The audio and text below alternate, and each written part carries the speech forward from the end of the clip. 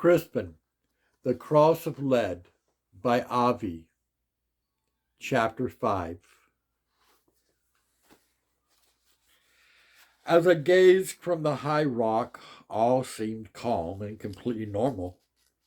Men, women, and children were in the fields at their lawful labor, plowing, weeding, sowing, where they would remain until dusk. But as I watched, I saw two horses with riders emerge from the manor house.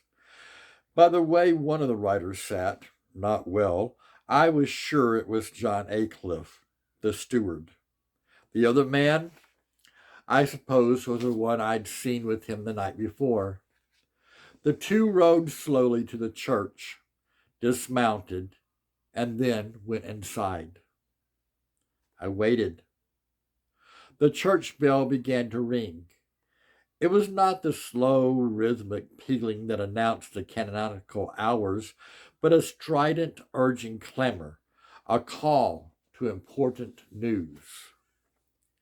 In the fields, people stopped their work and looked about. Within moments, they began to walk toward the church. Others emerged from cottages. It did not take long before the entire village was assembled in front of the church porch. Once all had gathered, the bell ceased to ring. The three men stepped from the church. The first to come was the steward, then the stranger. The last was Father Quinnell, whom I recognized because of old age that had marked him with a stoop. The trio placed themselves before the doors of the church, where the steward briefly addressed the crowd. Then the stranger held forth at greater length. Finally, Father Quinnell spoke. Then, followed by the steward and the stranger, as well as all the villagers, he led the way back into church. The church bell now began to toll again, as if a mass were being announced.